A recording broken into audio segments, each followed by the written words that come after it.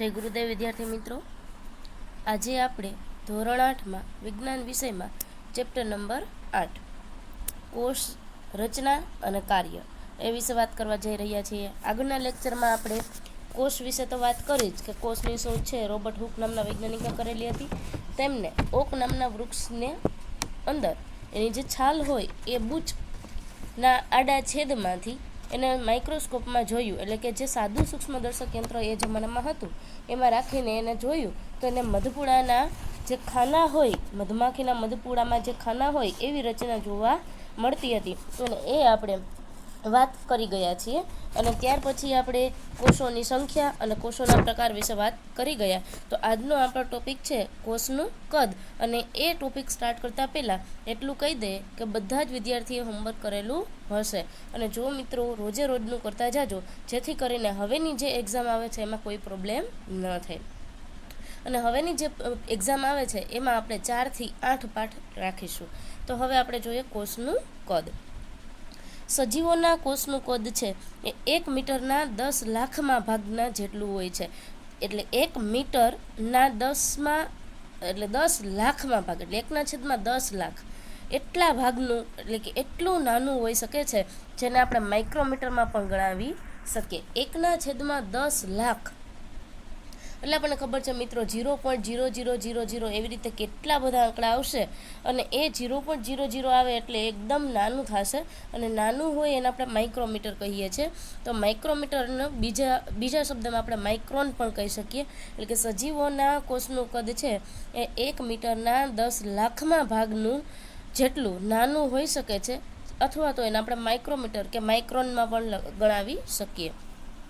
અથવા કેટલાક સજીવોનું કદ છે એ સેન્ટીમીટર જેટલા લાંબા પણ હોઈ શકે છે.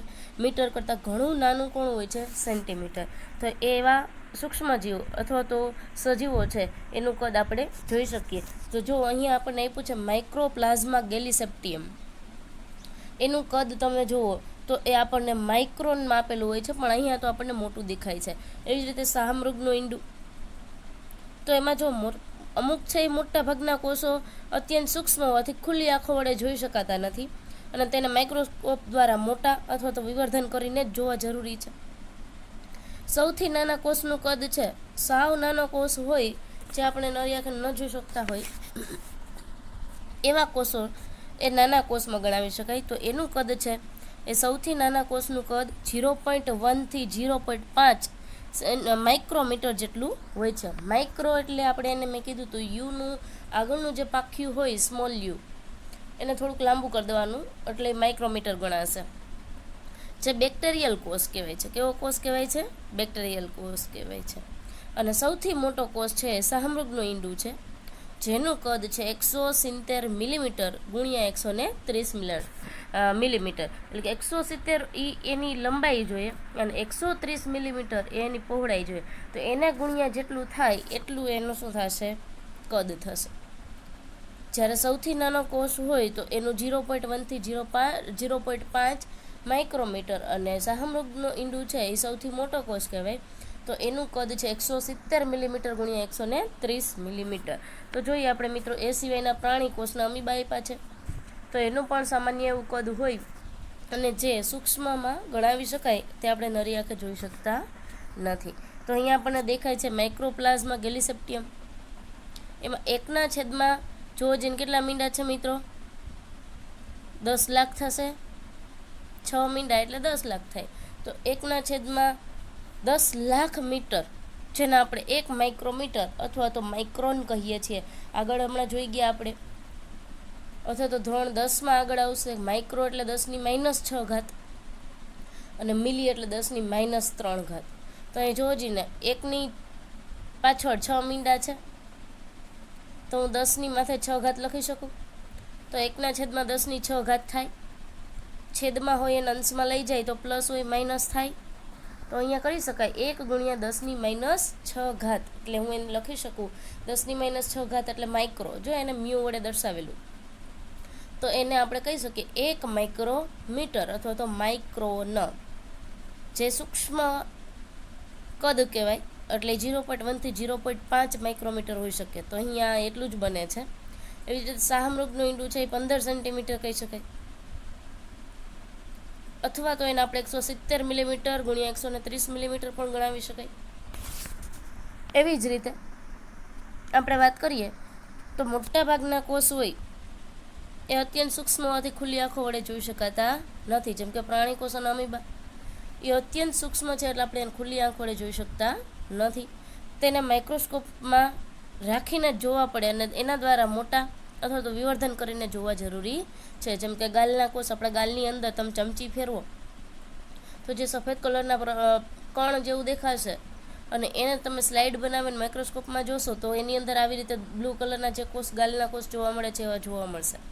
પણ તમે ચમચીમાં લીધે તમને એમ થાય આ તો શું છે, હવે આવું તો હોય જ. પણ એને તમે માઇક્રોસ્કોપમાં રાખીને જુઓ તો એ તમને ખબર પડે કે એની અંદર કેવા સૂક્ષ્મ જેવો અથવા તો કયા કોષો હોય છે. એવી જ રીતે ડુંગળીના કોષ જે આપણે નરી આંખે ન જોઈ શકતા હોય, બેક્ટેરિયાનો કોષ, સજીવ કોષ, આ બધાને કમ્પાઉન્ડ માઇક્રોસ્કોપમાં આપણે જોઈએ તો એ આપણને વિવર્ધન કરીને જોવા મળશે. ત્યાર પછી વાત કરું તો માઇક્રોપ્લાઝ્મા ગેલિસેપ્ટમ, જે હમણાં જ આગળ વાત કરી કે 0.1 થી 0.5 માઇક્રોમીટર જેટલું કદ ધરાવતું હોય, જે સૂક્ષ્મ છે, આપણે નરી આંખે ન જોઈ શકતા હોય. તો અંદાજે અહીંયા માઇક્રોપ્લાઝ્મા ગેલિસેપ્ટિયમ છે એનું 0.2 માઇક્રોમીટર જેટલું થાય છે. હમણાં મેં કીધું સૌથી નાનું કદ હોય તો એનું 0.1 થી 0.5 માઇક્રોમીટર જેટલું હોઈ શકે. એવી જ રીતે શાહમૃગનું ઈંડું જેને આપણે 15 સેન્ટીમીટર ગણાવી શકીએ, તો મિલીમીટર છે એ સેન્ટીમીટર કરતાં નાનું કહેવાય. એટલે 170 મિલીમીટર ગુણ્યા 130 મિલીમીટર, 170 એની લંબાઈ થાય ને 130 એની પહોળાઈ, એના બંનેનો ગુણાકાર કરો એટલે અંદાજે 15 સેન્ટીમીટર જેટલું થાય. ત્યાર પછી વાત કરું કે આપણે એક પ્રવૃત્તિ જોઈએ 8.2, જેમાં મરઘીના ઈંડાને ગરમ પાણીમાં ઉકાળીએ અને એનું કવચ દૂર કરવાનું છે. મરઘીના ઈંડાને શું કરવાનું? ગરમ પાણીમાં ઉકાળવાનું છે અને એનું કવચ ઉપરનું હોય એ આપણે દૂર કરવાનું છે. તો તમને શું દેખાશે? તો એ એક સફેદ પદાર્થ છે કે જે કેન્દ્રસ્થ પીળા ભાગને વીંટળાઈને આવેલો હોય છે. શું છે? એને કેન્દ્રસ્થ ભાગ હોય સફેદ કલર, એટલે કે પહેલાં જે તમને ઉપરનું કવર દેખાતું હોય એ તૂટી જાય એટલે એના કેન્દ્રમાં આ પીળા કલરનો ભાગ જોવા મળે. અને એ સફેદ ભાગ હોય, જે બહારના ભાગમાં સફેદ ભાગ છે એ આલ્બ્યુમિન છે, જે ઉકાળવાથી ઘટ ભાગમાં પરિવર્તિત થઈ જાય છે. એને તમે પાણીમાં ઉકાળશો એટલે એ આલ્બ્યુમિનનો પડ હોય એ શું થઈ જાય છે? ઘટ ભાગમાં પરિવર્તિત થઈ જાય છે, ફેરવાઈ જાય છે. ત્યાર પછી વાત કરીએ મિત્રો તો પીળો ભાગ હોય એ શું છે? જરદી છે. જે પીળો ભાગ છે એ જરદી છે. અને આ એક કોષનો ભાગ છે, તમે તેને માઇક્રોસ્કોપ વગર પણ જોઈ શકો છો. જે પીળો ભાગ તમને દેખાય છે એ જરદી છે અને એને આપણે માઇક્રોસ્કોપ વગર પણ જોઈ શકીએ છીએ. એટલે કે સફેદ ભાગ આલ્બ્યુમિન, પીળો ભાગ છે જરદી, અને જરદી છે એને આપણે એમનેમ જોઈ શકીએ છીએ નરી આંખે, અને આલ્બ્યુમિનને ઉકાળવામાં આવશે એટલે શેમાં પરિવર્તિત થઈ જશે? તો કે ઘટમાં પરિવર્તિત થઈ જશે, ઘટ પ્રવાહીમાં પરિવર્તિત થઈ જાય. ત્યાર પછી વાત કરું શું હાથીના કોષો છે ઉંદરના કોષથી મોટા હોય? હાથીના કોષ હોય એ ઉંદરના કોષથી મોટા હશે? તો કે હા, હાથી છે એના કોષ કેટલા મોટા હોય ને ઉંદરના કોષ છે એ કેટલા મોટા હોય? હકીકતમાં એવું કોઈ હોતું નથી. આપણે જોઈએ છે કોષનું કદ પ્રાણી તથા વનસ્પતિના કદ સાથે સંબંધિત હોતું નથી. કોષનું કદ પ્રાણી તથા વનસ્પતિના કદ સાથે કોઈ જ રીતે સંબંધિત હોતું નથી. કોષ છે એ તો અતિ સૂક્ષ્મ પણ હોઈ શકે. એટલે આપણે એવું નહીં જોવાનું કે હું તમારાથી બોડીમાં થોડીક વધારે છું તો મારા કોષ છે એ મોટા હોય અને તમારા કોષ છે એ નાના હોય, એવું ક્યારેય બનશે નહીં. તો આપણે જોઈએ કે કોષનું કદ પ્રાણી તથા વનસ્પતિના કદ સાથે સંબંધિત હોતું નથી. એટલે પ્રાણી સાથે કે વનસ્પતિ સાથે કે એના કદ સાથે ક્યારેય સંબંધ હોતો નથી. આપણે જોઈએ વનસ્પતિની અંદર પણ કોષ કેવા હોય છે અને પ્રાણીના શરીરની અંદર પણ પ્રાણી કોષ કેવો હોય છે, આપણે આકૃતિમાં જોઈએ જ છીએ. તો એવું બિલકુલ પણ શક્ય નથી કે હાથીના કોષો છે એ ઉંદરના કોષોથી મોટા હોય, એવું ક્યારેય શક્ય નથી. જો હાથીના અંદરના કોષો જુઓ અને ઉંદરના અંદરના કોષો જુઓ, બંને સરખા જ છે. એટલે એવું બિલકુલ પણ શક્ય નથી કે હાથીના કોષો ઉંદરના કોષોથી મોટા હોય. ત્યાર પછી વાત કરીએ તો કોષોના કદનો સંબંધ તેના કાર્યો સાથે હોય છે. કોષોના કદ છે એનો સંબંધ કોની સાથે હોય? તો કે એના કાર્યો સાથે હોય છે. એ કેવા કાર્યો કરે છે એની સાથે સંકળાયેલ હોય છે, પણ એના કદ સાથે ક્યારેય સંકળાયેલ હોતું નથી. એક્ઝામ્પલ તરીકે વાત કરું તો ચેતાકોષ છે એ હાથી તેમજ ઉંદર બંનેમાં લાંબા તેમજ કેવા હોય છે, શાખિત જ હોય છે. જો બાજુમાં આકૃતિ તમને બે બાજુ બોક્સમાં દેખાય કે હાથીની અંદર એ ચેતાકોષ હોય છે અને ઉંદરની અંદર એ ચેતાકોષ હોય છે, અને બંને કેવા હોય છે, ચેતાકોષ બંનેમાં લાંબા અને શાખિત હોય છે. અને ચેતાકોષનું કામ શું છે તો કે ઉર્મી વેગના સ્થળાંતરનું કાર્ય કરે. ઉર્મી વેગ એટલે સંદેશો. તમને કદાચ કોઈ ઝાપટ મારી હોય તો એનો સંદેશો તમારા મગજ સુધી જાય, મગજમાંથી તરત જ રિપ્લાય આવે અને ખબર પડે કે તમને ક્યાં ઝાપટ લાગેલી છે. તો એ શું થયું, કોના દ્વારા માહિતી મળી, ચેતાકોષ દ્વારા. તો અહીંયા હાથીને પણ એવું જ થાય છે. હાથીને કદાચ કોઈ એના કાન ઉપર કદાચ કીડી બેસે તો પણ એને સંદેશો મગજ દ્વારા ક્યાં જાય, ચેતાકોષ દ્વારા ક્યાં જાય, મગજ સુધી. મગજમાંથી સીધો જ રિપ્લાય આવે કે ભાઈ તાર કાન ઉપર કીડી બેઠી છે. સેમ ઉંદરને એવી જ રીતે તમે કદાચ સાવણી લઈને જાઓ અથવા તો પગ તમે જમીન ઉપર રાખો ને તમે એને મારવાનો પ્રયત્ન કરવાના હોય છતાં એને ખબર પડી જાય, એ સંતાઈ જાય, તો પણ એના ચેતાકોષ દ્વારા જ ખબર પડે છે. એટલે અહીંયા ઉર્મી વેગ એટલે સંદેશા, તો એ ઉર્મી વેગના વહનનું કાર્ય કરે છે. ચેતાકોષ છે હાથી અને મગજ બંનેમાં હોય, બંનેમાં લાંબા અને શાખિત જ હોય છે. એટલે અહીંયા કાર્ય સાથે સંકળાયેલું હોય છે, એટલે કાર્ય સાથે સંબંધ હોય છે કોષના કદનો, પણ એના કદ સાથે ક્યારેય સંબંધ હોતો નથી. એટલે કે હાથી મોટો અને ઉંદર નાનો, તો એવી ક્યારેય સરખામણી કરવાની નહીં. ત્યાર પછી આપણે વાત કરીએ તો કોષ રચના અને કાર્ય. કોષની રચના અને કાર્ય વિશે વાત કરીએ તો તમે અભ્યાસ કરી ચૂક્યા છો કે પ્રત્યેક સજીવ છે એ અનેક અંગ ધરાવે છે. આપણે છીએ તો આપણામાં કેટલા બધા અંગો હોય છે. દાખલા તરીકે હાથ, પગ, જીભ, નાક, ધડ, સાથળ, એ બધું બરાબર. તો કેટલાક અંગો હોય છે, જેમ કે હૃદય, ફેફસા, કિડની, મૂત્રપિંડ બે એક જ થાય. એટલે એમ આપણા શરીરની અંદર અનેક અંગ ધરાવે છે.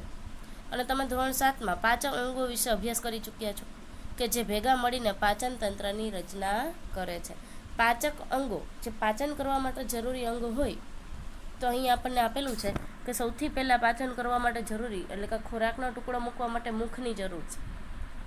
એની અંદર દાંત, જીભ, લાળરસ એ બધું. ત્યાર પછી ત્યાંથી અન્નળી, જઠર, આંતરડું નાનું મોટું બંને, એ બધાની જરૂર પાચક અંગ તરીકે હોય છે. અને પાચક અંગ ભેગા મળીને શું બને છે, પાચક તંત્ર બને છે. અને પાચન તંત્રની રચના તમે ધોરણ 7માં જોઈ ગયા છો. તો કોઈ પણ તંત્રમાં જો અહીંયા તમે જુઓ છો મુખ ગુહા, અન્નળી, જઠર, મોટું આંતરડું, નાનું આંતરડું, મળાશય અને મળદ્વાર, આ બધા છે એ પાચન માટે જરૂરી હોય એવા અંગ છે. અને આપણે એટલે કે પ્રત્યેક સજીવ, દરેક સજીવ અનેક અંગ ધરાવે છે. અને કયા અંગ છે એ પણ આપણે જોઈ ગયા. ત્યાર પછી વાત કરું તો અહીંયા મુખ ગુહાથી મળદ્વાર સુધીમાં જે કંઈ અંગ જોડાયેલા છે એને પાચક અંગો આપણે કહીએ છીએ. કોઈ પણ તંત્રમાં પ્રત્યેક અંગ છે એ અલગ અલગ કાર્ય કરે છે. મુખ ગુહાનું કાર્ય અલગ, જઠરનું કાર્ય અલગ, નાના આંતરડાનું કાર્ય અલગ, મળાશયનું કાર્ય અલગ, એમ દરેક અંગ છે એનું અલગ અલગ કાર્ય હોય છે. જેમ કે પાચન, શ્વાંગીકરણ, તેવી જ રીતે જુદા જુદા વનસ્પતિ અંગો પણ વિશિષ્ટ કાર્ય કરે છે. એટલે આપણા શરીરની અંદર પાચન તો થાય જ છે, સાથે સાથે જઠરમાં મોટા ભાગનું પાચન થઈ જાય છે. અને તેની સાથે નાના આંતરડામાં અને મોટા આંતરડામાં અભિશોષણ, એટલે કે મોટા આંતરડામાં જે વધારાનો ખોરાક રહી ગયો હોય અને એમાં પાણીનું મોટા ભાગનું અભિશોષણ થઈ જાય છે અને શ્વાંગીકરણ થાય છે. એટલે કે જેમ કે પાચન, શ્વાંગીકરણ તથા અભિશોષણ, તેવી જ રીતે જુદા જુદા વનસ્પતિ અંગો પણ વિશિષ્ટ કાર્યો કરે છે.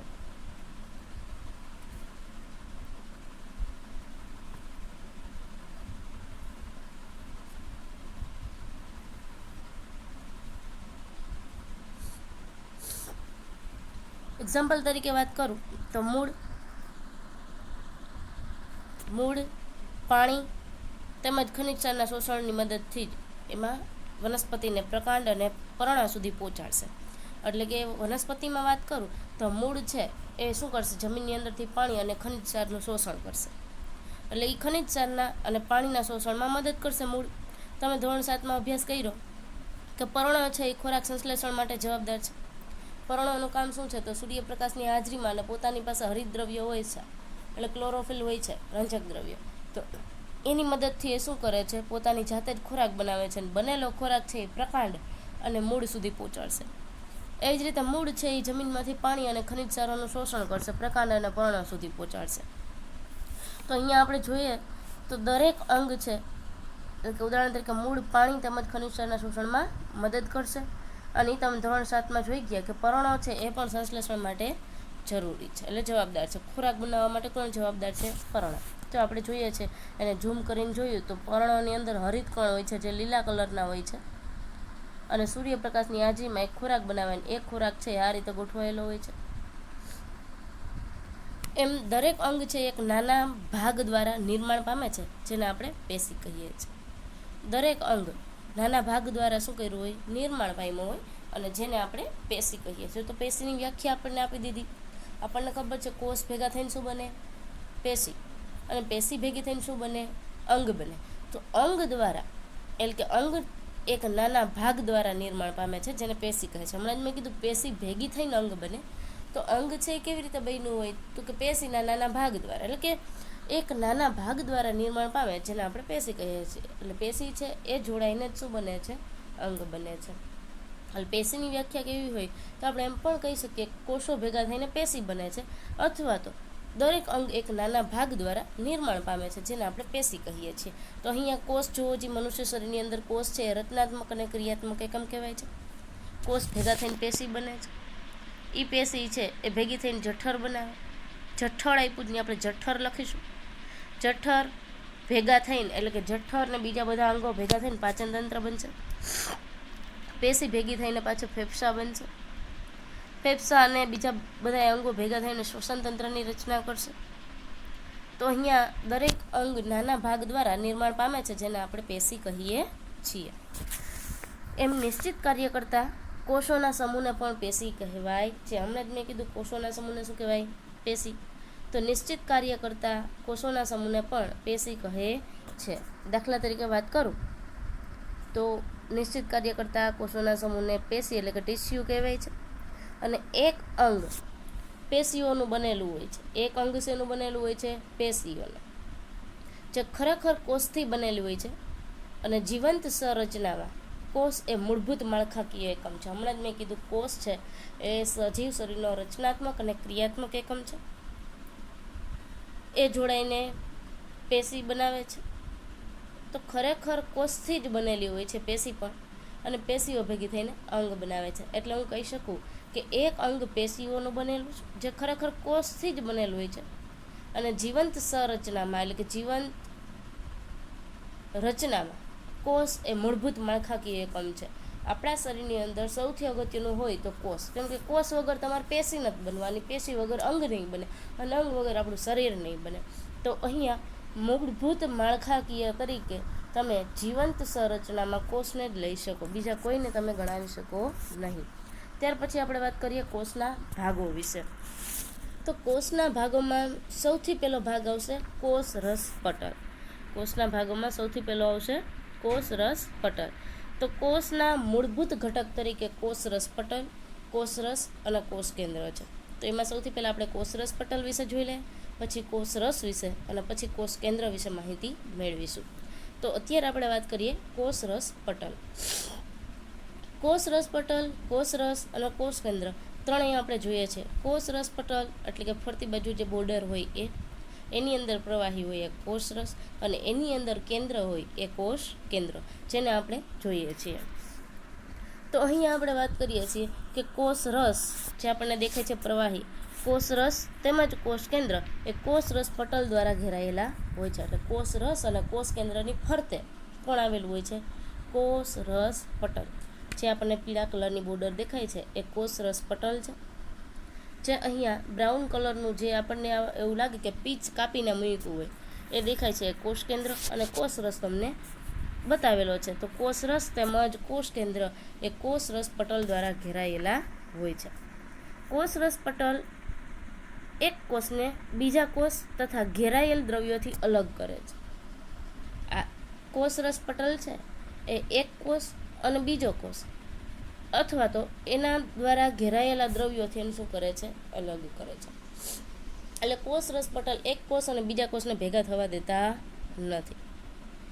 આમ કોષરસ પટલને જીવરસ પટલ પણ કહેવામાં આવે છે. અંદર જે જગ્યા વધે છે, એક કોષને બીજો કોષ ભેગા થવા નથી દેતા, એટલે એની વચ્ચે જે જગ્યા છે એને આપણે જીવરસ પટલ પણ કહી શકીએ. એટલે કોષરસ પટલ એક કોષને બીજા કોષથી અલગ કરે છે, અને એ જ કોષરસ પટલને આપણે જીવરસ પટલ પણ કહી શકીએ. તો મિત્રો, આપણને ઘણી વખત એમસીક્યુમાં પૂછાઈ જાય, કોષરસ પટલનું બીજું નામ જણાવો, તો આપણે એને જીવરસ પટલ કહીશું. ત્યાર પછી વાત કરું મિત્રો, તો કોષરસ પટલ છે છિદ્રાળુ હોય છે. કોષરસ પટલ કેવું હોય છે? છિદ્રાળુ હોય છે. જો અંદર આપણે ઝૂમ કરીને જોઈએ તો એ છિદ્રાળુ હોય છે, તથા વિભિન્ન પદાર્થોની કોષમાં અવર જવર માટેનું નિયમન કરે છે. જો પીળા કલરના છે કોષની અંદર જતા હોય એવું આપણને દેખાય છે. તો કોષરસ પટલ છિદ્રાળુ હોય છે, તથા વિભિન્ન એટલે કે જુદા જુદા પદાર્થોની કોષમાં અવર જવર માટેનું નિયમન કરે છે. દાખલા તરીકે ઓક્સિજન અને કાર્બન ડાયોક્સાઇડની અવર જવર માટેનું એ નિયંત્રણ કરતા હોય છે. એના માટે આપણે પ્રવૃત્તિ જોઈએ, તો પ્રવૃત્તિ છે 8.3 કે કોઈ પણ કોષના મૂળ ઘટકને અવલોકન કરવા માટે ડુંગળીનું એક્ઝામ્પલ લ્યો તમે. કોઈ પણ કોષ હોય એના મૂળ ઘટકને અવલોકન કરવા માટે આપણે ડુંગળીની વાત કરીએ, તો ડુંગળીનું ઉપરનું સુકાયેલું ગુલાબી ફોતરું હોય એને દૂર કરી નાખો. ડુંગળી આપણે હાથમાં લઈએ તો એના ઉપર જે ગુલાબી કલરના ફોતરા હોય છે સુકાઈ ગયેલા, એને આપણે દૂર કરી નાખો. અને તમે હવે ડુંગળીની સફેદ માસલ સપાટીની ચીપિયાની મદદથી કે હાથ દ્વારા પણ અલગ કરી શકો છો. હવે તમે ઉપરનો જે ગુલાબી ભાગ છે એ કાઢી નાખો, એટલે સફેદ કલરનો આપણે દેખાશે. એમાં બે સફેદ કલરના પડ હોય, એની વચ્ચે એક પાતળું એવું પડ હોય, જે તમે નખ માનો તો કદાચ તૂટી જાય. એટલે તમારે એને સહેલાઈથી એ માસલ સપાટીને ચીપિયાની મદદથી કે હાથ દ્વારા પણ અલગ કરી શકો છો. ચીપિયાની મદદથી લેવાનું, જેથી કરીને કંઈ પ્રોબ્લેમ ન થાય. તો તમે ડુંગળીને તોડી પણ આ પાતળા પટલને અલગ કરી શકો છો. ડુંગળીને કાપીને પણ આ પછી અંદર પાતળું પટલ હોય છે એને તમે અલગ કરી શકો છો. અને કાચની સ્લાઇડ લેવાની, કાચની સ્લાઇડ લીધી, એના ઉપર એક પાણીનું ટીપું મૂકવાનું, અને જે પાતળું પટલ હતું એનો નાનો એવો ટુકડો કરીને એની ઉપર મૂકી દેવાનો. કોની ઉપર? સ્લાઇડ ઉપર પાણીનું ટીપું મૂક્યું, અને એ જે પાતળું એવું પડ હતું ડુંગળીના બે પડની વચ્ચે, એનો થોડોક એવો કટકો લઈને મૂકી દેવાનું. અને પાણીનું ટીપું એટલે મૂક્યું કે એ ત્યાં સુધી જશે ડુંગળીનું જે આ પાતળું પડ છે એની ઉપર ચોંટી જાય. નહીંતર પછી એટલું પાતળું પડ અને નાનો એવો ટુકડો હોય તો કદાચ ઉડી પણ શકે. એટલે એમાં પાણીનું ટીપું રાખી દેશો તો એ ફિક્સ થઈ જશે. હવે એ પાતળું પટલ છે ને બ્લેડ અથવા ચીપિયાની મદદથી લઈ શકાય છે. તમે ચીપિયાની મદદથી લ્યો, જેથી કરીને તૂટવાની બીક જ ના લે.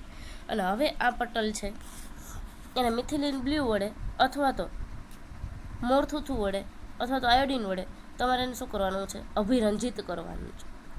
અને એની ઉપર પાછી કાચની કવર સ્લીપ ઢાંકી દેવાની છે. જો પાતળું પટલ મૂકે છે, ત્યાર પછી એની ઉપર મિથિલિન બ્લુનું એક ટીપું નાખે છે, અભિરંજિત કર્યું, અને હવે કાચની કવર સ્લીપ મૂકી. અને કાચની કવર સ્લીપ એવી રીતે મૂકવાની કે એની અંદર હવાના પરપોટા ન રહી જાય. જો હવાના પરપોટા રહી જશે તો વ્યવસ્થિત તમને નહીં દેખાય. એટલે આપણે કવર સ્લીપ મૂકતી વખતે ધ્યાન રાખવાનું. અને જો કદાચ હવાનો પરપોટો દેખાય તો કવર સ્લીપનો એક ખૂણો ઊંચો કરીને એ અંદર એર બબલ્સ ન રહી જાય એવી રીતે આપણે ફિક્સ કરવાની. હવે તમે કાચની કવર સ્લીપ મૂકી દેશો એટલે હવે ફિક્સ થઈ ગયું. પછી તમે એને માઇક્રોસ્કોપમાં અવલોકન કરી શકો. તો જો એ સ્લાઇડને તમે માઇક્રોસ્કોપમાં રાખીને જોશો તો એની અંદર તમને ડુંગળીના કોષ છે એ આ રીતે દેખાશે. તો ડુંગળીના કોષનું સીમા સ્તર છે એને આપણે કોષરસ પટલ કહીએ છીએ. ડુંગળીના સ્તરનું જે સીમા સ્તર તમને દેખાય છે બાજુમાં, જો સફેદ કલરના જે કોષ દેખાય છે તમને, એ સીમા સ્તર છે, અને એને આપણે કોષરસ પટલ પણ કહી શકીએ છીએ. ડુંગળીના કોષની જે રચના તમને માઇક્રોસ્કોપમાં દેખાણી એની સરખામણી તમે જે 8.5ની આકૃતિ છે એની સાથે કરી શકો તો સેમ તમને એ જ લાગે છે. અને દરેક કોષની અંદર એક કોષ કેન્દ્ર જોવા મળે છે. ત્યાર પછી વાત કરીએ મિત્રો, તો ડુંગળીના કોષનું સીમા સ્તર એટલે એને આપણે કોષરસ પટલ પણ કહીએ છીએ. એ સીમા સ્તર આપણને બંનેમાં દેખાય છે, કોષરસ પટલ, બરાબર, જેને આપણે સેલ મેમ્બ્રેન કહીએ છીએ. ત્યાર પછી વાત કરું તો જે એક વધારાના દ્રઢ એટલે કે દ્રઢ એટલે થોડુંક મજબૂત, વધારાના દ્રઢ આવરણ દ્વારા આવૃત હોય છે, જેને આપણે કોષ દિવાલ કહીએ છીએ. કોષરસ સ્તર અથવા તો કોષરસ પટલ, સ્તર એટલે પટલ જ થશે. તો એ કોષરસ પટલ છે એ એનાથી હજી વધારાનું એક આવરણ હોય, જે ઘટ આવરણ હોય એના દ્વારા આવૃત એટલે કે ઢંકાયેલ હોય છે, જેને આપણે કોષ દિવાલ કહીએ છીએ. કોષ દિવાલ છે એ સૌથી બહારની દિવાલ કહેવાશે, અને એની અંદર કોષરસ પટલ હશે. એટલે આપણે કહી શકીએ કોષરસ પટલ છે એક હજી વધારાના દ્રઢ આવરણ દ્વારા આવરિત હોય છે, ઢંકાયેલ હોય છે, જેને આપણે કોષ દિવાલ કહીએ છીએ. તો કોષ દિવાલ જો આપણને બંનેમાં દેખાય છે, જે કોષના કેન્દ્રમાં ઘટ ગોળાકાર સંરચના હોય છે. કોષના કેન્દ્રમાં જે ઘટ ગોળાકાર રચના જોવા મળતી હોય એને આપણે કોષ કેન્દ્ર એટલે ન્યુક્લિયસ કહીએ છીએ. તો કોષરસ પટલ કોને કહેવાય, કોષ કેન્દ્ર કોને કહેવાય અને કોષ દિવાલ કોને કહેવાય, એ ત્રણેય વ્યાખ્યા આપણે જોઈ અને ત્રણ વ્યાખ્યા આજના હોમવર્કમાં લખવાની થશે. તો આજના હોમવર્કમાં તમારે કોષ કેન્દ્ર પટલ એ આગળ વાત કરીશું. અત્યારે તમારે હું કહેતી જાઉં એટલી વ્યાખ્યા લખવાની છે: કોષ દિવાલ, કોષરસ પટલ અને કોષ કેન્દ્ર, અને હવે પછી આવશે કોષરસ. તો આપણે હજી એકવાર રિપીટ કરીએ કે ડુંગળીના કોષનું સીમા સ્તર કોષરસ પટલ હોય છે, જે એક વધારાના દ્રઢ આવરણ દ્વારા આવરિત એટલે કે ઢંકાયેલ હોય છે, જેને આપણે કોષ દિવાલ કહીએ છીએ. કોષના કેન્દ્રમાં ઘટ ગોળાકાર સંરચના જોવા મળે છે, જે કોષ કેન્દ્ર કહેવાય છે. તો અહીંયા આપણને ત્રણ દેખાય છે: કોષ દિવાલ, કોષ કેન્દ્ર અને કોષરસ પટલ. કોષ દિવાલ, કોષ કેન્દ્ર અને કોષરસ પટલ.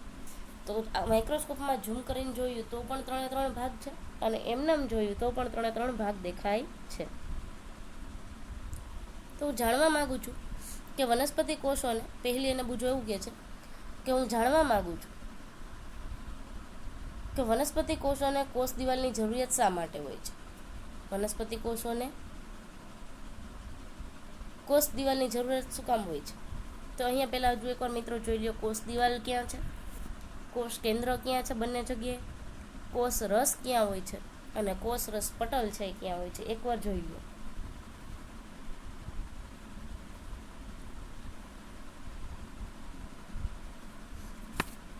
આટલું વ્યવસ્થિત આપણને બુકમાં પણ આપેલું નથી, એટલે જ આપણે આ રીતે સ્લાઇડ બનાવીને જોઈએ છીએ. ત્યાર પછી જોઈએ તો પહેલી એને બુજો એવું જ કહે છે કે હું જાણવા માગું છું કે વનસ્પતિ કોષોને કોષ દિવાલની જરૂરિયાત શા માટે હોય છે. વનસ્પતિ કોષને જ કોષ દિવાલની શું કામ જરૂર હોય છે? પ્રાણી કોષને કોષ દિવાલ હોતી નથી, જ્યારે વનસ્પતિને કોષ દિવાલ હોય છે. તો વનસ્પતિ કોષને શું કામ કોષ દિવાલની જરૂર હોય છે? તો આપણે પહેલાં જ અભ્યાસ કરી ચૂક્યા છીએ કે કોષરસ પટલ કોષને આકાર આપે છે. આ જે કોષરસ પટલ તમને દેખાય છે એ કોષને શું કરે છે? આકાર આપે છે. એટલે એને અંદર જે આકાર હોય એ એને જળવાઈ રહે છે. કોના કારણે? કોષરસ પટલના કારણે. એટલે કે વનસ્પતિ કોષોમાં કોષરસ પટલની સાથે વધારાનું એક બહારની બાજુએ પડ આવેલું હોય છે, જેને આપણે કોષ દિવાલ કહીએ છીએ. આ કોષરસ પટલ કોષને આકાર આપે છે અને એની ફરતે એક વધારાનું બીજું જાડું પડ આવેલું હોય છે, જેને આપણે કોષ દિવાલ કહીએ છીએ. એટલે વનસ્પતિને પોતાનો જે વજન હોય એ પણ જળવાઈ રહેશે, એનો આકાર છે એ પણ આના લીધે જળવાઈ રહેશે. ત્યાર પછી આ કોષ દિવાલની વ્યાખ્યા આપણે જોઈ તો બહારની બાજુ બહારની બાજુએ જાડું પડ આવેલું હોય, જેને આપણે શું કહીએ છીએ? કોષ દિવાલ. અને કોષ રસ પટલની ફરતે આ વધારાનું પડ છે એ વનસ્પતિના કોષોના રક્ષણ માટે જરૂરી છે. વનસ્પતિની અંદરની બાજુએ જે કોષો છે એના રક્ષણ માટે છે કોષ દિવાલ જરૂરી છે.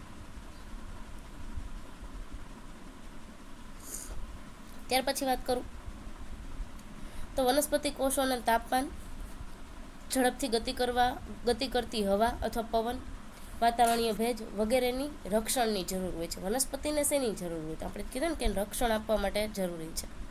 તો એને તાપમાન, વનસ્પતિને આખો દિવસ તડકામાં રહેવાનું હોય. ખેતરમાં તમે જે કંઈ પાક ઉગાડેલો હોય તો એ એક પ્રકારની વનસ્પતિ જ છે, તો એ આખો દિવસ તડકો સહન કરતી હોય, તો તાપમાન સામે રક્ષણ મેળવવાનું હોય.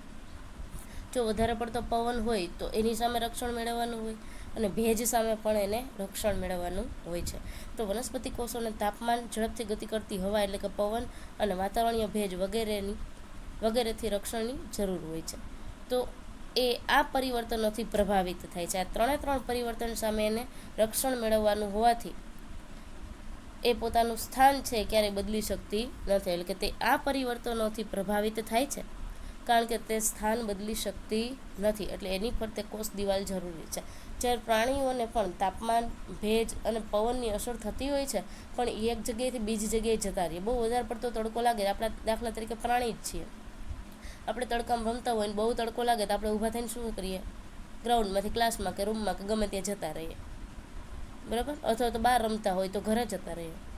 તો આપણે શું કર્યું, હલનચલન.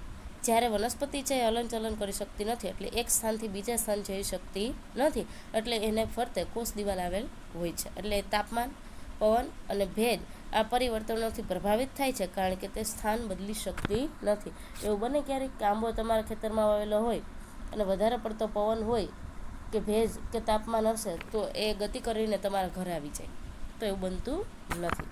એટલા માટે એનામાં કોષ દિવાલ હોય છે. તો જેવી રીતે તમે ડુંગળીના પટલની સ્લાઇડ તૈયાર કરી, એવી જ રીતે તમે ટ્રેડેસ્કેન્સિયા, ઇલોડિયા અથવા રોઈયોના પર્ણની છાલમાંથી પણ સ્લાઇડ બનાવી અને અવલોકન કરી શકો છો. તો શું તે પ્રાણી કોષનું પણ અવલોકન કરી શકે છે? હા, તો એવી રીતે આપણે પ્રાણી કોષનું પણ અવલોકન કરી શકીએ. વનસ્પતિ કોષમાં આપણે જે ડુંગળીના પટલની સ્લાઇડ બનાવીને જોયું, એવી જ રીતે તમારે ટ્રેડેસ્કેન્સિયા, ઇલોરિયા એટલે કે ઇલોડિયા અને રોઈયા આ બધા પર્ણોના છાલમાંથી તમારે પણ સ્લાઇડ બનાવી શકાય અને પછી અવલોકન કરી શકો. તો આ ટ્રેડેસ્કેન્સિયા વનસ્પતિ છે, એને તમે સ્લાઇડ બનાવીને માઇક્રોસ્કોપમાં જુઓ તો આ રીતે તમને કોષ જોવા મળશે.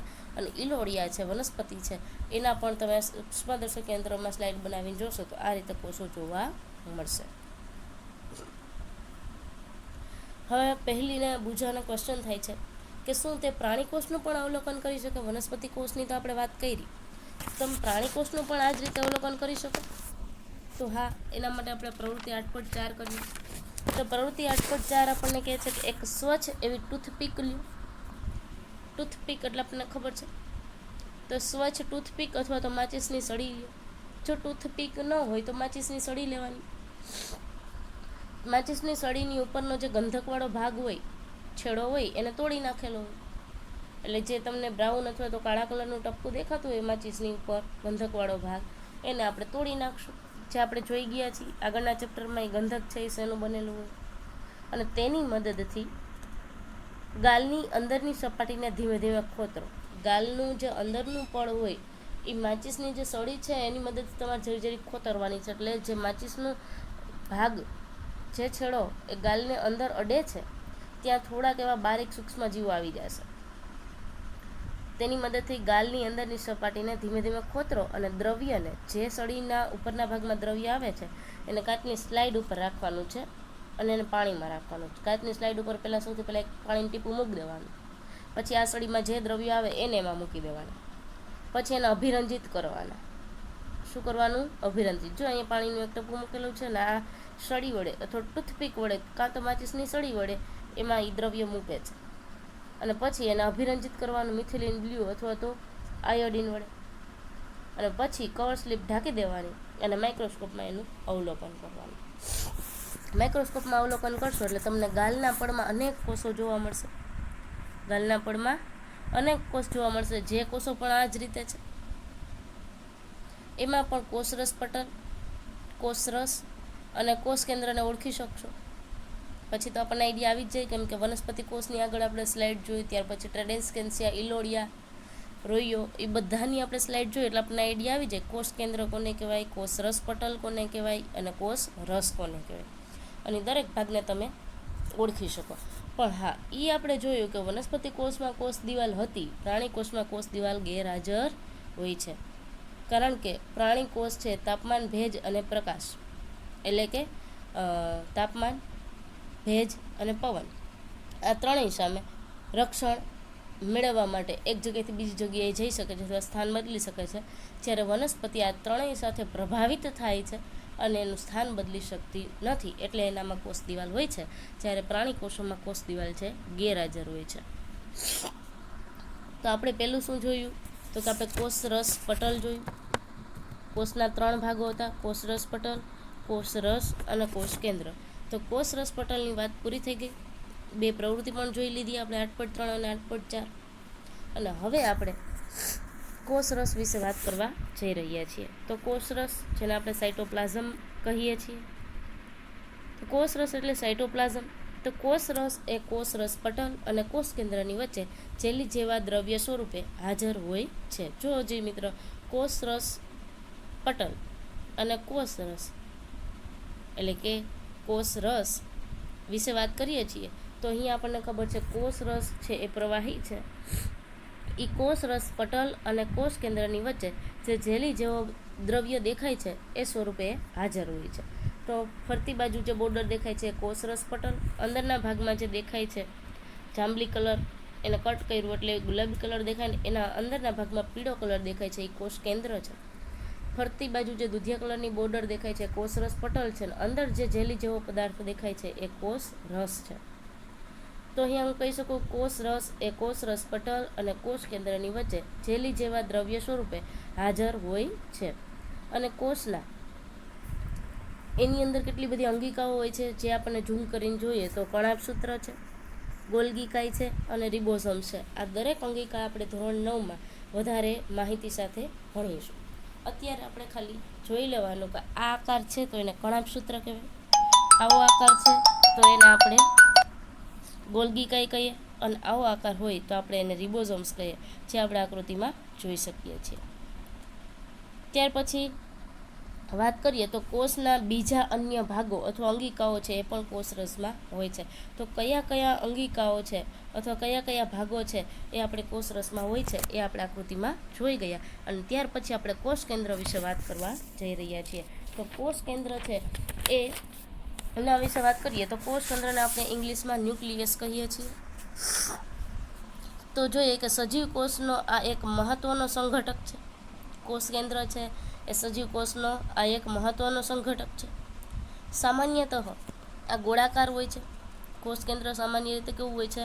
ગોળાકાર હોય છે અને કોષના મધ્ય ભાગમાં ગોઠવાયેલું હોય છે. કોષ કેન્દ્ર હંમેશા કોષના મધ્ય ભાગમાં જ ગોઠવાયેલું હોય છે. તેને સરળતાથી અભિરંજિત કરીને માઇક્રોસ્કોપની મદદથી જોઈ શકાય છે. અભિરંજિત શેની મદદથી કરી શકાય તો કે મિથિલિન બ્લુ, ત્યાર પછી વાત કરું તો આયોડિન લઈ શકો અથવા મોરથુથુ લઈ શકો. આ ત્રણમાંથી કોઈ પણ એકની મદદથી તમે એને અભિરંજિત કરી શકો અને માઇક્રોસ્કોપની મદદથી એને જોઈ શકો છો. કોષ કેન્દ્ર છે એની વાત કરું તો કોષ કેન્દ્ર કોષ રસથી, આ કોષ કેન્દ્ર છે એ કોષ રસથી એક પટલ દ્વારા અલગ થયેલું હોય છે. જો અહીંયા રેડ કલરની બોર્ડર આપેલી છે એ કોષ કેન્દ્ર કોષ રસથી એક પટલ દ્વારા અલગ થયેલું હોય છે, જેને આપણે કોષ કેન્દ્ર પટલ કહીએ છીએ. શું કહીએ છીએ? કોષ કેન્દ્ર પટલ. આ પટલ પણ કેવું હોય છે? છિદ્રાળું હોય છે. જે આપણે માઇક્રોસ્કોપમાં જોઈશું તો જ દેખાશે, કારણ કે કોષ કેન્દ્ર અને કોષ રસની વચ્ચે એક પટલ આવેલું હોય છે અને એ પટલ કોષ કેન્દ્ર પટલ અને જે છિદ્રાળું હોય છે. દેખાય છે મિત્રો? અહીંયા આપણે દેખાણું જે રેડ કલરની બોર્ડર દેખાતી હતી એ કોષ કેન્દ્ર પટલ છે અને એ એટલું નાજુક છે જે આપણે નરી આંખે ન જોઈ શકીએ, માઇક્રોસ્કોપમાં જ જોવું પડે ત્યારે જ ખબર પડે કે એ છિદ્રાળું હોય છે.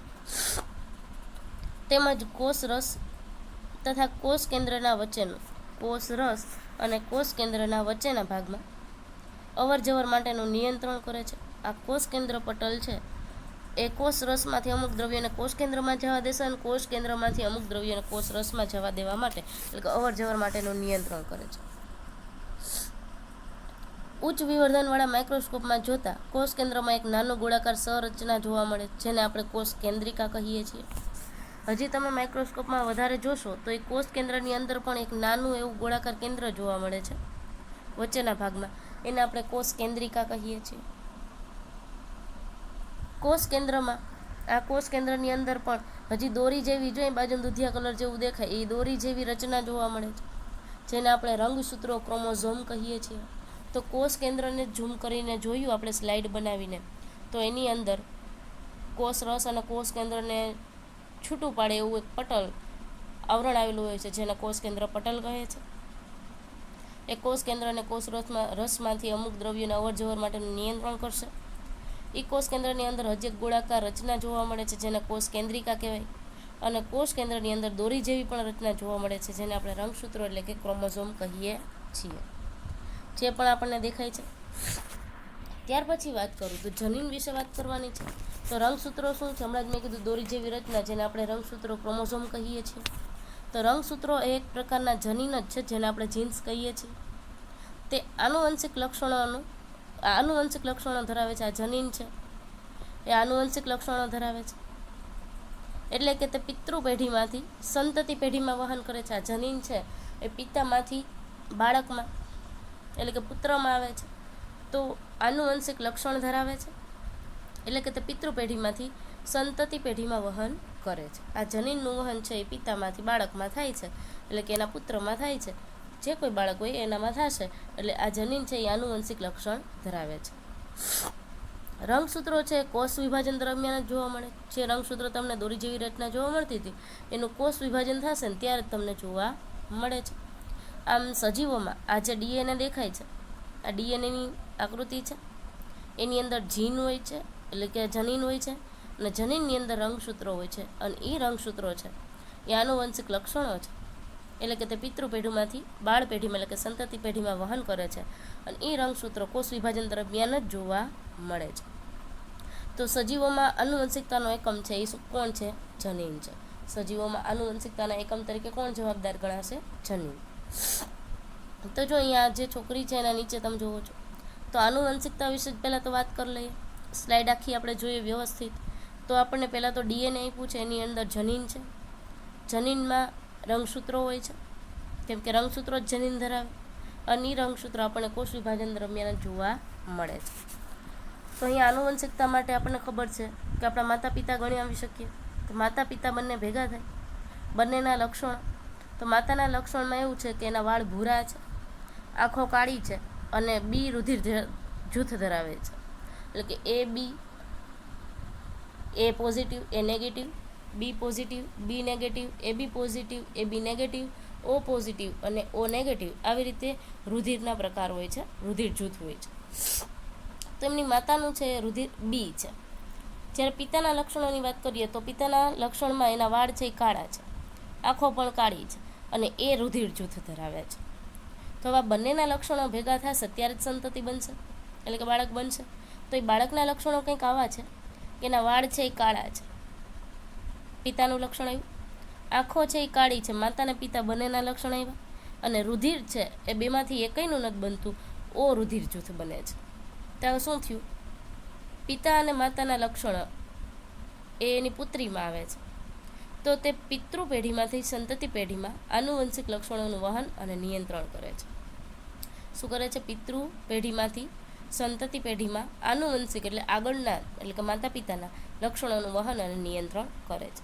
સજીવોમાં આનુવંશિકતાનો એકમ જ જનીન છે, જે આપણે સ્લાઇડમાંથી પણ કહી શકીએ જોઈને કે સજીવોમાં આનુવંશિકતાનો એકમ કોણ છે? તો કે જનીન છે. એટલે કે પિતૃમાંથી પ્રાપ્ત વિભિન્ન સંયોજિત જનીન છે એ પ્રાપ્ત થવાના કારણે લક્ષણ પણ કેવા જોવા હોઈ શકે? ભિન્ન જ હોઈ શકે, જુદા જ હોઈ શકે. તો આપણે જોયું કે માતા પિતાના કેટલાક લક્ષણો જનીન દ્વારા તમને પ્રાપ્ત થાય છે.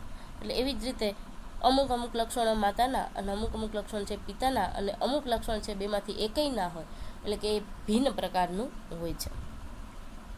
એટલે કે હજી એક વાત કરું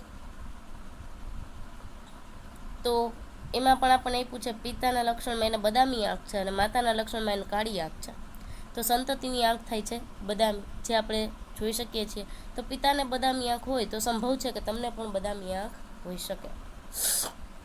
ત્યાર પછી વાત કરવા જઈએ તો પિતાના વાળ પણ સીધા વાળ છે અને માતાને કાળી આંખ અને વાકડિયા વાળ છે.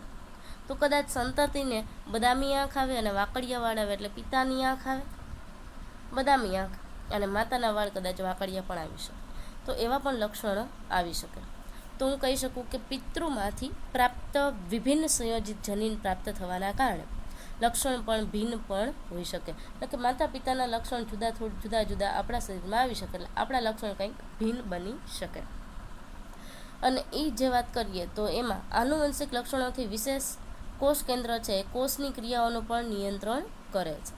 આનુવંશિક લક્ષણોથી જે આપણા શરીરની અંદર આનુવંશિક લક્ષણોથી વિશેષ કોષ કેન્દ્ર કોષની ક્રિયાઓનું પણ નિયંત્રણ કરતા હોય છે. તેમાં આપણા શરીરની અંદર સ્ત્રાવ થતા હોય છે, કેટલાક અંતઃસ્ત્રાવ ઉત્પન્ન થતા હોય છે, અને પ્રોટીનનું પણ સંશ્લેષણ થતું હોય છે, અને એના કારણે પણ એનું આ રીતે પોઝિશન બનતી હોય છે. તો સજીવ કોષમાં વાત કરું તો સમગ્ર સંઘટકને આપણે જીવરસ કહીએ છીએ. જો અહીંયા કોષ કેન્દ્ર આપ્યું છે, કોષરસ આપ્યું છે, તો કોષ કેન્દ્ર અને કોષરસને પણ આપણે જીવરસ કહી શકીએ. એટલે કે સજીવ કોષમાં સમગ્ર સંઘટકને જીવરસ કહે છે, પ્રોટોપ્લાઝમ કહી શકીએ. તો એમાં પણ આપણે જોઈએ જીવરસમાં તો તેમાં કોષરસ અને કોષ કેન્દ્ર બંનેનો સમાવેશ થાય છે. જીવરસમાં કોષ કેન્દ્ર અને કોષરસ બંનેનો સમાવેશ થાય છે. અને એમાં પણ આપણે વાત કરીએ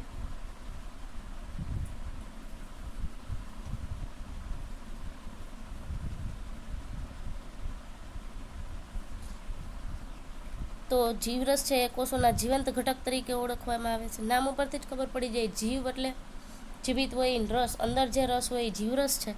તો જીવરસ છે એ કોષોના જીવંત ઘટક તરીકે ઓળખવામાં આવે છે.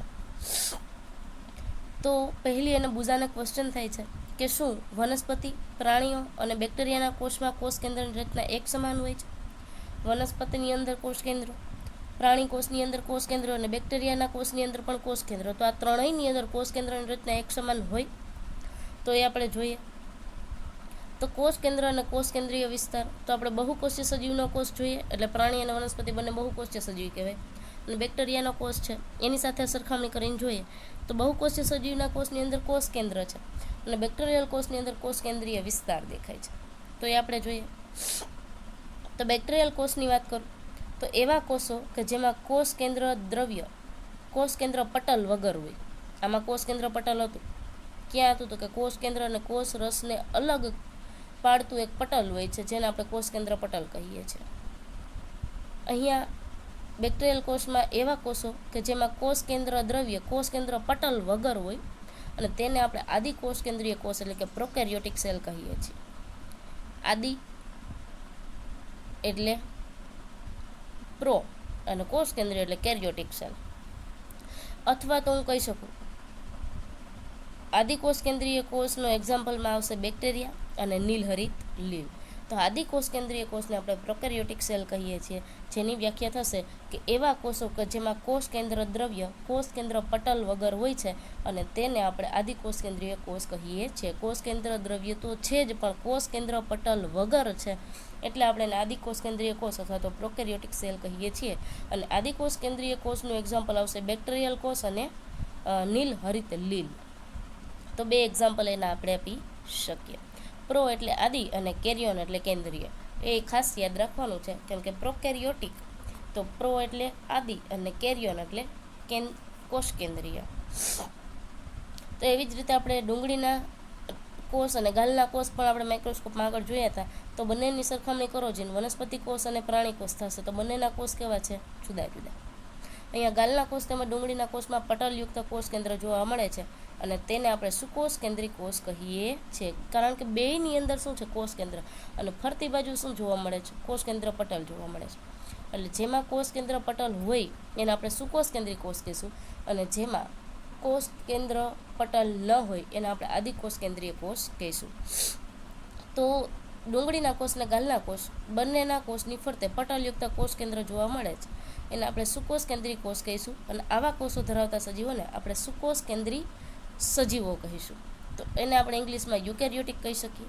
તો આપણે જોઈએ છે સુકોષ કેન્દ્રીય અને સુકોષ કેન્દ્રીય સજીવો. જે સુકોષ કેન્દ્રીય કોષ ધરાવતા હોય એને આપણે એવા સજીવોને સુકોષ કેન્દ્રીય સજીવો કહીએ અને ઇંગ્લિશમાં એને યુકેરિયોટિક કહીશું.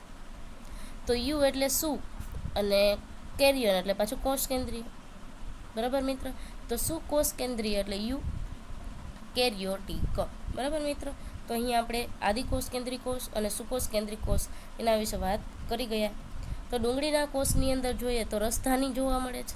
એટલે કે ડુંગળીના કોષનું અવલોકન કરો તો કરતી વખતે તેમાં વચ્ચે પાણી ખાલી જગ્યા જોવા મળતી હોય છે. ડુંગળીના કોષની વચ્ચે ક્યાંક ખાલી જગ્યા જોવા મળે છે અને એ ખાલી જગ્યાને આપણે રસધાની કહીએ છીએ.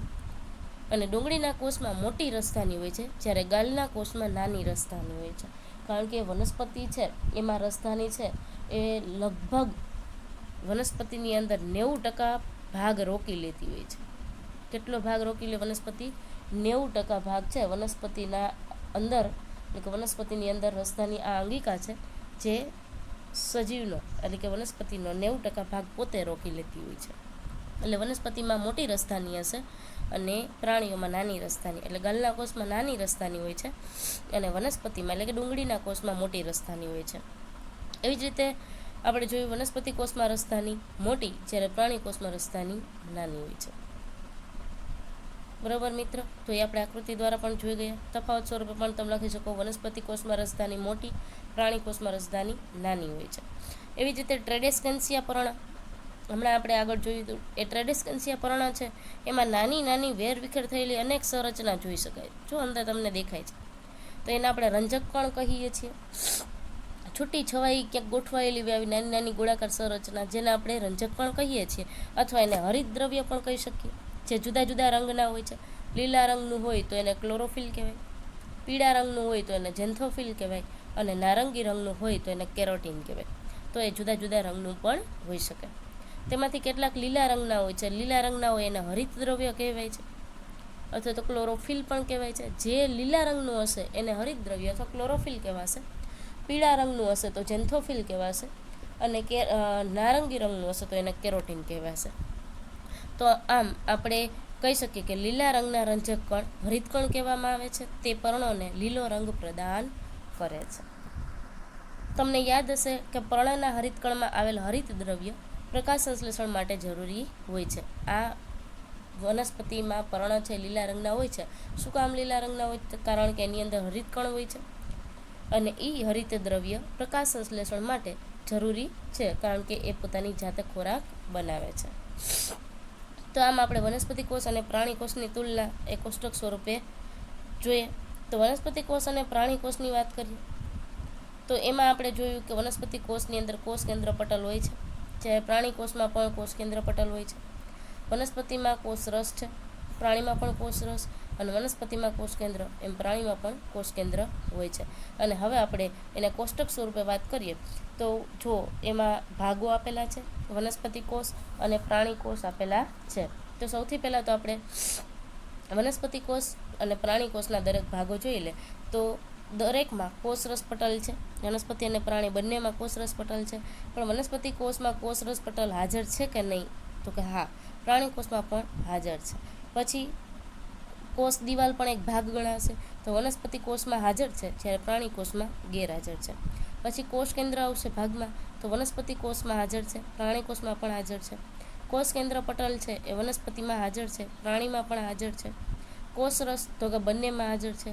રંજક કણ વનસ્પતિમાં હોય છે, પ્રાણીમાં હોતું નથી, કારણ કે વનસ્પતિનો રંગ રંજક કણના આધારે જ લીલો હોય છે, જ્યારે પ્રાણીનો રંગ લીલો હોય એવું જરૂરી નથી, એટલે એમાં રંજક કણ છે ગેરહાજર આવશે.